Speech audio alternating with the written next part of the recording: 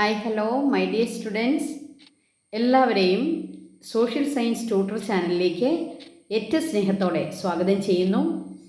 നമ്മുടെ റിവിഷൻ ക്ലാസ്സുകൾ അതിമനോഹരമായി നടന്നുകൊണ്ടിരിക്കുന്നു.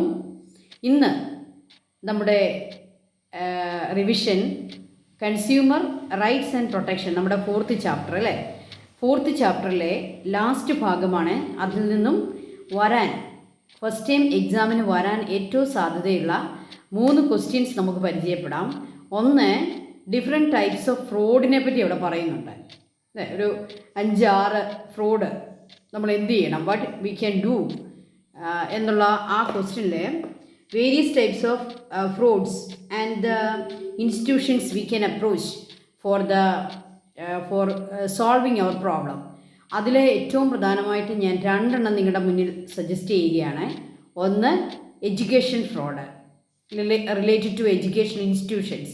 ഇപ്പോൾ എഡ്യൂക്കേഷണൽ ഇൻസ്റ്റിറ്റ്യൂഷൻസിൽ നമുക്ക് എന്തെങ്കിലും ഫ്രോഡ് സംഭവിച്ചാൽ, ഒരു ഇൻസ്റ്റിറ്റ്യൂഷനിൽ നമ്മൾ അഡ്മിഷൻ എടുത്തു കഴിഞ്ഞ് അവിടെ നമുക്ക് എന്തെങ്കിലും ചീറ്റിങ് സംഭവിച്ചാൽ ഏതൊക്കെ മാർഗങ്ങളിൽ നമുക്കതിനെ കംപ്ലൈൻറ്റ് ചെയ്യാൻ പറ്റും, അതൊന്ന് പഠിച്ചോണം.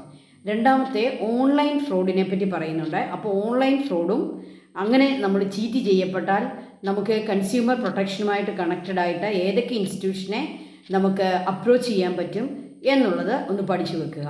ഓക്കെ, നമ്മുടെ രണ്ടാമത്തെ question education, consumer education.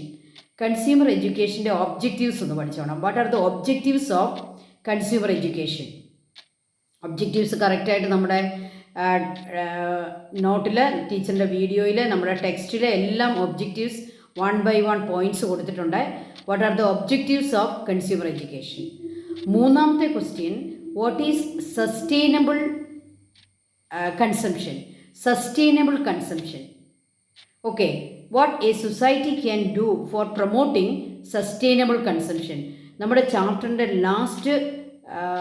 Second last പാരഗ്രാഫിലാണ് അത് കൊടുത്തിരിക്കുന്നത്. നമ്മുടെ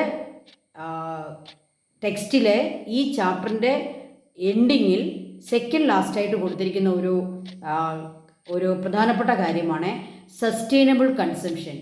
അപ്പോൾ ഒരു സൊസൈറ്റിക്ക് ആ സൊസൈറ്റിയിലുള്ള കൺസ്യൂമേഴ്സിനെ സസ്റ്റൈനബിൾ കൺസംഷനെ സംബന്ധിച്ച് എന്ത് നോളജ്, എന്ത് പ്രാക്ടീസ് കൊടുക്കാൻ പറ്റും? ഓക്കെ, അപ്പോൾ അത് നോക്കി പഠിക്കുക. ഓക്കെ, ആർക്കെങ്കിലും ടീച്ചർ പറയുന്ന ഈ ക്വസ്റ്റ്യൻസിൻ്റെ ആൻസറിൽ എന്തെങ്കിലും ഡൗട്ട് ഉണ്ടെങ്കിൽ പ്ലീസ് നിങ്ങൾ ഒരു മെസ്സേജ് ഇടുക. ടീച്ചർ തീർച്ചയായിട്ടും ആ ക്വസ്റ്റ്യൻ്റെ ആൻസർ നിങ്ങൾക്ക് തരുന്നതായിരിക്കും. നമുക്ക് വാട്സപ്പ് ഗ്രൂപ്പുണ്ട്. ഇനിയും ഗ്രൂപ്പിൽ ആഡ് ആകാത്ത കുട്ടികൾ തീർച്ചയായിട്ടും നമ്മുടെ ഗ്രൂപ്പിൻ്റെ ലിങ്ക് ഉപയോഗിച്ച് നിങ്ങൾ ഗ്രൂപ്പിൽ ജോയിൻ ചെയ്യുക. നിങ്ങൾക്ക് ഗ്രൂപ്പിലേക്ക് ഞാൻ അതിൻ്റെ ആൻസർ ഇട്ട് തരുന്നതാണ്. അപ്പോൾ ഏതെങ്കിലും ക്വസ്റ്റ്യൻ്റെ ആൻസറിനെ സംബന്ധിച്ച് ഡൗട്ട് ഉണ്ടെങ്കിൽ നിങ്ങൾ തീർച്ചയായും കമൻറ്റ് ചെയ്യുക. ഞാൻ തീർച്ചയായിട്ടും അതിനൊരു പരിഹാരം ഉണ്ടായിരിക്കും. ടീച്ചർ അത് പരിഹരിക്കുന്നതായിരിക്കും. ഇന്ന് നിങ്ങൾക്ക് ഒരു മോട്ടിവേഷൻ തരാൻ ആഗ്രഹിക്കുന്നത്, നിങ്ങൾ ഏറ്റവും പ്രധാനമായും നമുക്കൊരു സക്സസ് ഉണ്ടാകണമെങ്കിൽ, ഇപ്പോൾ നമ്മൾ ചിന്തിക്കുന്ന ഏത് സക്സസിനെ പറ്റിയാണ്? നമ്മുടെ 10th റിസൾട്ട് അല്ലേ, 10th നമ്മുടെ ഫൈനൽ റിസൾട്ട്, അത് നമ്മൾ ആഗ്രഹിക്കുന്ന രീതിയിൽ നല്ല ഒരു സക്സസ് ആയി മാറണമെങ്കിൽ നമുക്ക് വേണ്ട ഒരു പ്രധാനപ്പെട്ട ഒരു കാര്യമാണ് ഡിറ്റർമിനേഷൻ.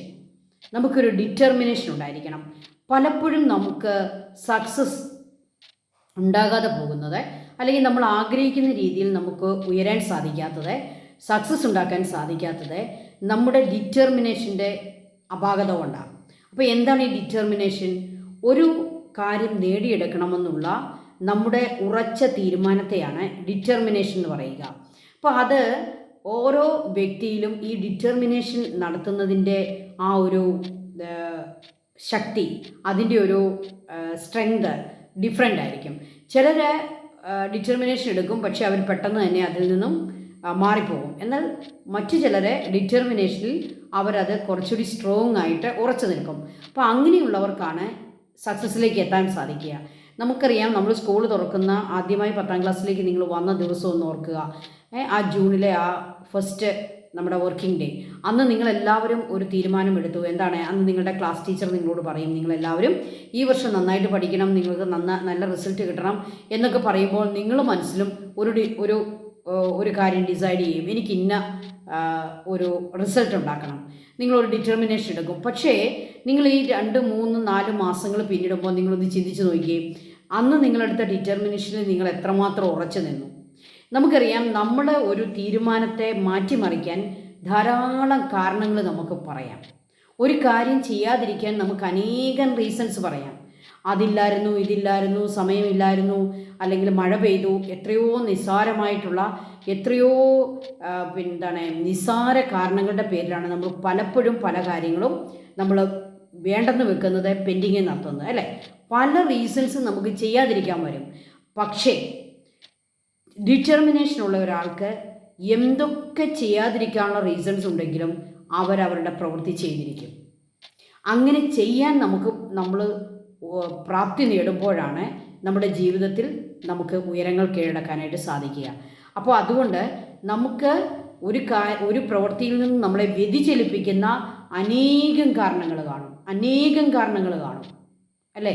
നിങ്ങൾ രാവിലെ എന്നും 5 മണിക്ക് എഴുന്നേറ്റ് പഠിക്കണം എന്ന് നിങ്ങൾ തീരുമാനിച്ചു. പക്ഷെ അത് നടപ്പിലാക്കാൻ എത്ര പേർക്ക് സാധിക്കും? ഒരാഴ്ച, 2 ആഴ്ച, 1 മാസം നടപ്പിലാക്കും. പിന്നെ നമ്മൾ അതിൽ നിന്നും പിന്നോട്ട് പോകും. എന്തുകൊണ്ടാണ്? അത് ചെയ്യാതിരിക്കാൻ അനേകം കാരണങ്ങൾ വരും. എനിക്ക് ക്ഷീണമായിരുന്നു, അല്ലെ കറണ്ടില്ലായിരുന്നു, അല്ലെ മഴ പെയ്തു, അതല്ലെങ്കിൽ എന്തെങ്കിലുമൊക്കെ നമ്മളിങ്ങനെ അനേകം കാരണങ്ങൾ നമ്മൾ കണ്ടെത്തും. പക്ഷേ തീരുമാനമെടുത്താൽ അത് തീരുമാനമായിരിക്കണം, വാക്കായാൽ അത് വാക്കായിരിക്കണം.